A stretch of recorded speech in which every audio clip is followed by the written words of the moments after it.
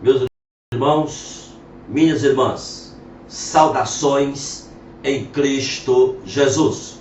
Eu quero falar-lhes nesse instante sobre o tema profanadores do púlpito.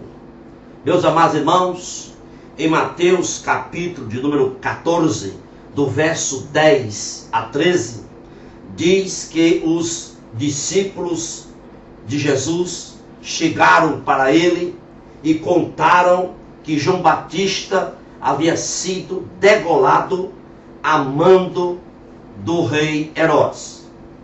O que é que fizeram os discípulos e Jesus após receber essa notícia, esse ato tão terrível cometido por Herodes?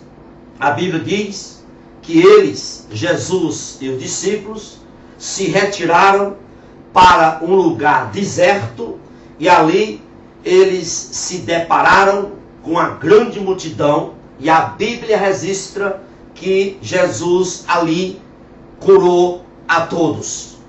Ou seja, diante da crueldade cometida por Herodes, Jesus foi fazer a obra do Pai.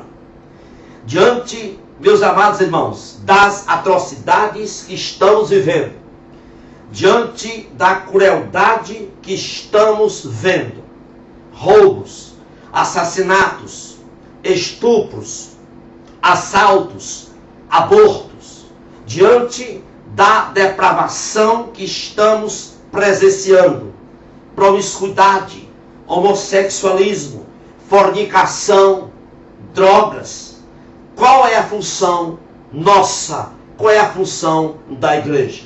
A função da igreja é fazer exatamente aquilo que Jesus fez: anunciar o evangelho, anunciar as boas novas.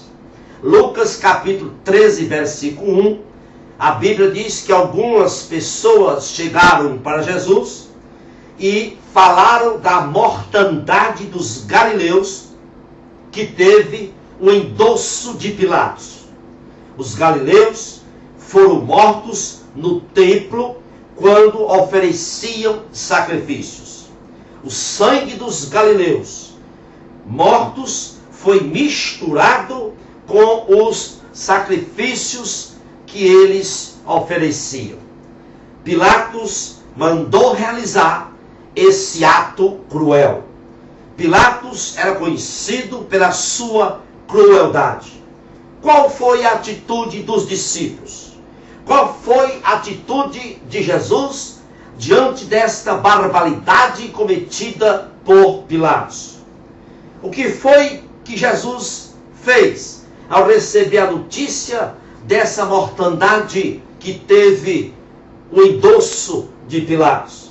A Bíblia diz que Jesus foi fazer a obra do Pai. Diz a Bíblia que diante de todas essas atrocidades, a Bíblia diz que Jesus disse para aqueles que estavam contando este ato cruel de Pilatos, a Bíblia diz que Jesus anunciava o arrependimento para eles, mostrando-lhes a necessidade de se arrependerem, porque senão iam perecer do inferno. Meus irmãos, Jesus nunca perdeu a oportunidade de anunciar o perdão, o arrependimento e a necessidade de conversão do homem. Jesus não se pronunciou diante da tamanha atrocidade praticada por Pilatos, nem nunca se pronunciou diante da grande maldade praticada por Herodes. Jesus simplesmente anunciava o evangelho, as boas novas aos corações. Qual é a função da igreja? Diante das atrocidades, diante das perversões que estamos constatando, é exatamente fazer a obra que Jesus e os discípulos fizeram. Fazer a obra de Deus, anunciando Cristo crucificado e ressuscitado. Atos capítulo 16, nós encontramos Paulo e Silas presos injustamente. Eles foram acusados, condenados e agredidos. A pergunta é: houve algum protesto de Paulo e Silas contra o governo? Não. O que foi que Paulo e Silas fizeram? Eles simplesmente oraram a Deus e Deus os livrou. Atos capítulo 12, nós lemos que Tiago tinha sido morto e Pedro estava preso e ia ser morto no outro dia. O que foi que a conferência de liderança cristã da época fez? Fizeram algum pedido às autoridades de Jerusalém? Não. Fizeram algum pedido às autoridades romanas? Não.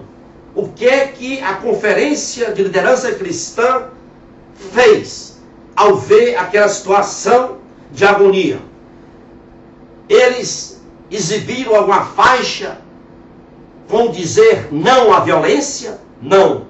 A conferência de liderança cristã exigiam uma liberdade, um protesto, protestando contra o governo daquela época, quando estava acontecendo ali que Tiago tinha sido morto e Pedro ia ser morto outro dia.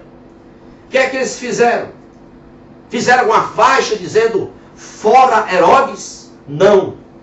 A conferência de liderança cristã, nós lemos na Bíblia, fez o que a igreja hoje deveria fazer. Eles se retiraram para uma casa particular e ali eles oraram. E o Senhor ouviu as orações e mandou um anjo e livrou Pedro daquela prisão. Quem pode se esquecer de João? João sofrendo injusto exílio na ilha de Patmos. Nunca João faz alusão nas suas epístolas à injustiça sofrida. Nós não vemos João dizendo qualquer coisa contra as autoridades que o colocaram ali no exílio na ilha de Patmos. João ficou ali na dependência de Deus e foi ali que ele recebeu a revelação do tempo do fim.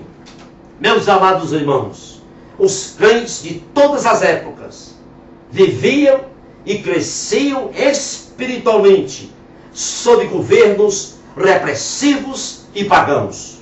Mas eles sustentaram a sua fé sobre regimes políticos impiedosos. Eles permaneceram fiéis na fé, mesmo diante sobre uma devassidão cultural intensa que viviam.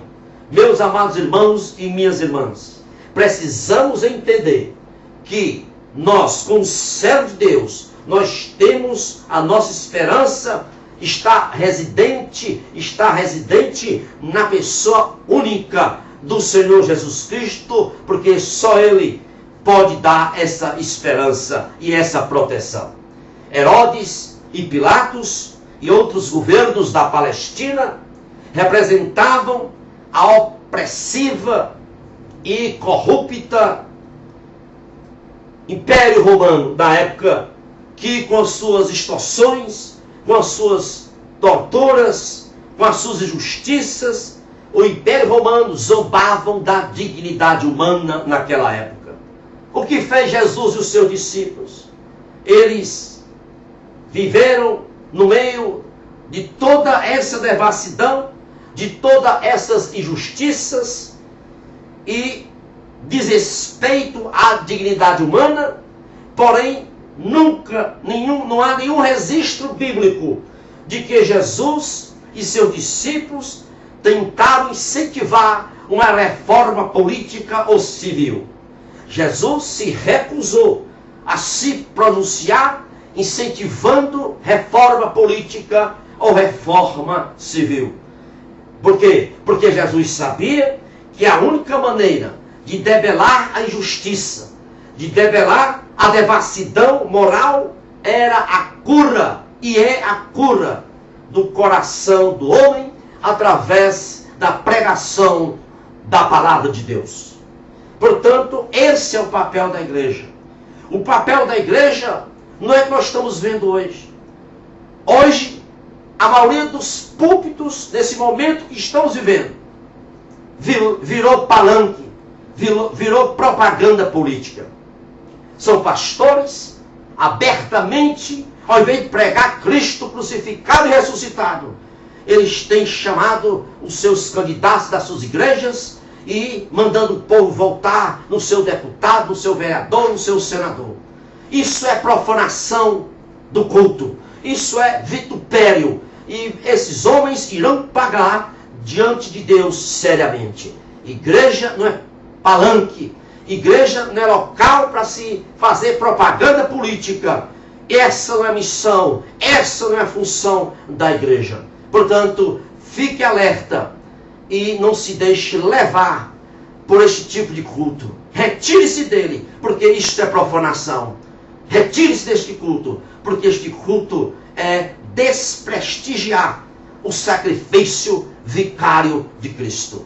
Portanto, meu obrigado a você ter me ouvido nesta hora. Que Deus vos abençoe rica e abundantemente, é o meu desejo para você e para toda a sua família. Fiquemos alerta para não sermos profanadores do púlpito. Louvado seja o nome do Senhor e Salvador Jesus Cristo. Amém.